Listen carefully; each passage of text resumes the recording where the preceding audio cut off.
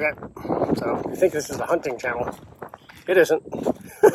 It's a shoot them and kill them with arrows and see what happens channel, which is super fun.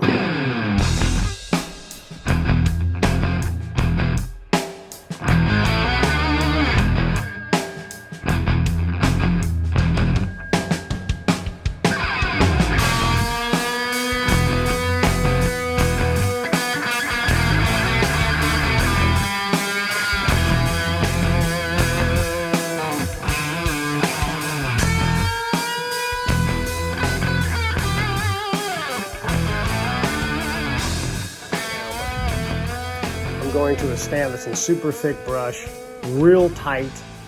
I need wind in there to keep the scent from just blowing all over the place, and there's water in there. So I'm gonna rig the components in my favor.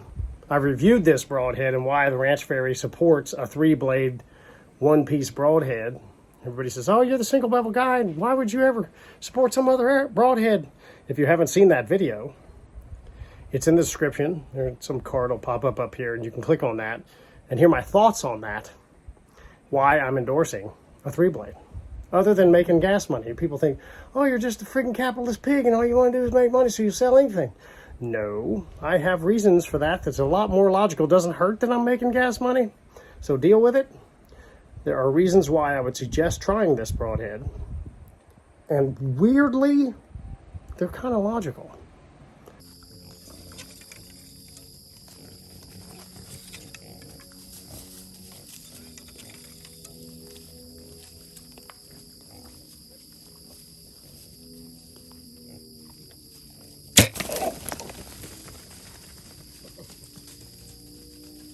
Okay, just so y'all know, I'm approximately 6 feet tall with my sweet snake boots on, and that's a pretty long pig.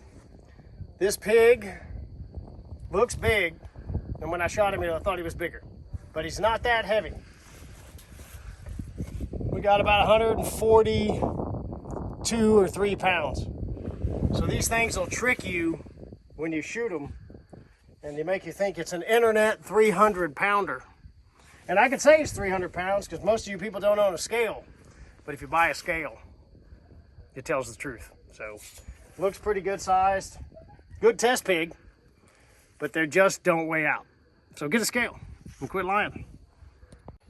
Okay, this is where Troy Fowler gets demonetized. So all you people who love the Ranch Fairy and want to know about how broadheads kill stuff, you need to be watching my channel because I do not get monetized when I show these kind of necropsies, but they are super valuable to the bow hunting world. So there's the exit wound, right there, the entry. On the other side's in about the same spot.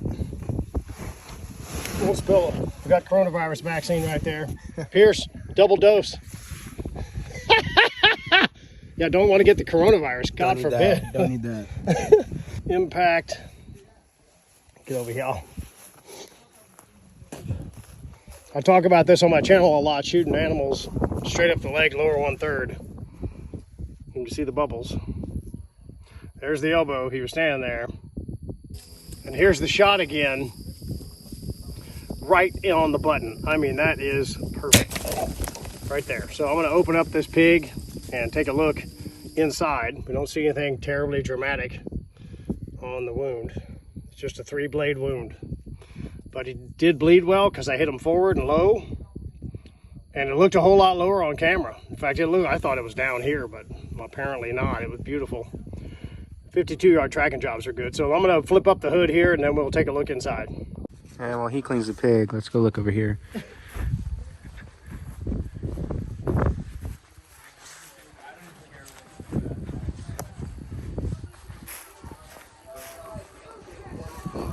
Just got a little UFC action going on at the bar.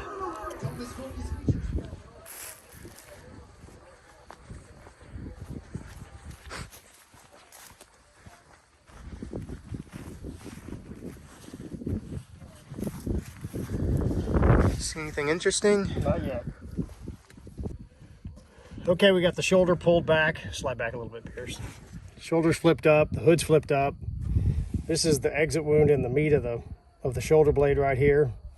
And then the broadhead hit I'm good. I'm a good shot. So I hit right between the ribs. That's where I was aiming, between the ribs. You can see one of the blades really dinged it up and cut the rib right up, you know, almost cut it off. But the hole's in here. Now, the rib cage, the meat in the, this is called intercostal space. The meat between the ribs is going 2 different directions, like that. When you inhale, it tightens up, and then it compresses back down. So there's 2 layers of meat that go different directions. So right here in between the ribs, it's very prone to opening up and making a hole. But you see in the meat, I mean, it's a 3-blade head, and that's fine, but it's not a hole. It's 3 cuts in there, and it makes a pretty good wound. Not knocking it, I'm just saying. It's a difference between hitting solid meat, that's not terribly impressive, or hitting right here, where the actual muscles in between the ribs are layered, and they're 2 different directions, so they want to pop apart, and that's why this hole's here. And not everybody's good enough to shoot between the ribs, so I'm that good. I actually think the point of the broadhead was right here. I think the point of the broadhead was right here.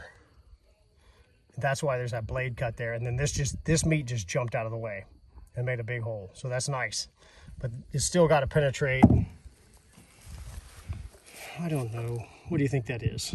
4 inches of meat before it hits the rib cage. And then it's got to penetrate the rib cage, then it kills in between here and there. So I'm going to open up the hood here, and we're going to look at the organs it hit. I think I missed the heart.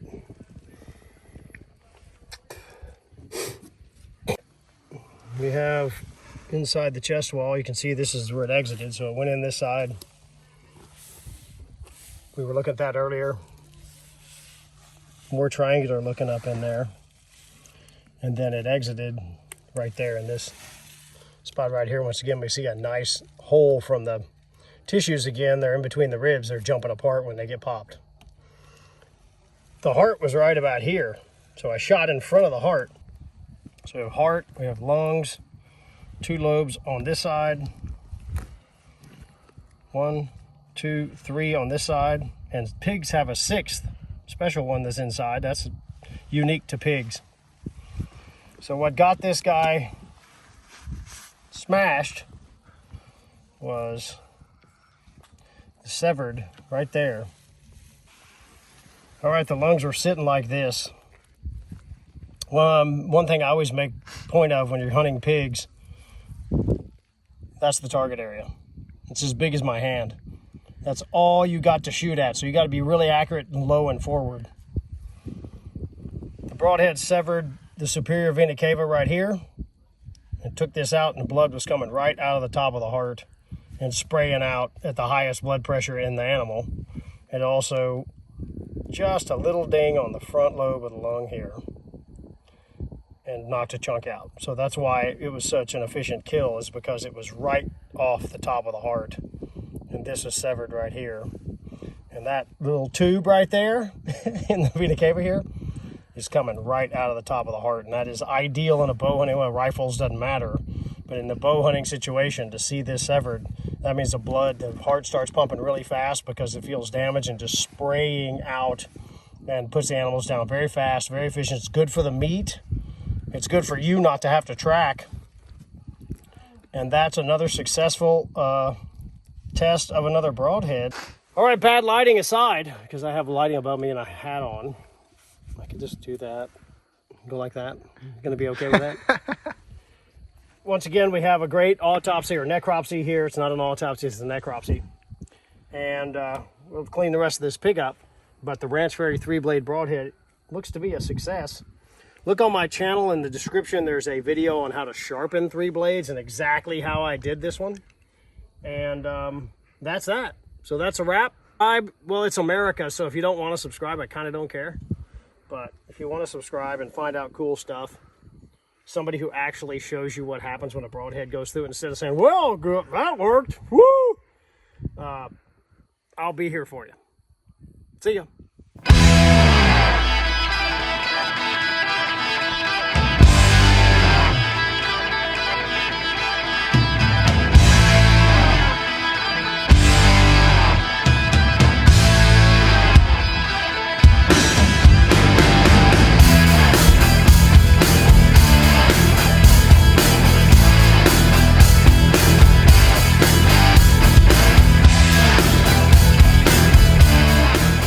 get myself a 6.5 Creedmoor and shoot 1,000 yards. And all that bullet has to do is go right by them. It doesn't even have to hit them. It'll suck their guts out. Because the 6.5 is the best bullet ever.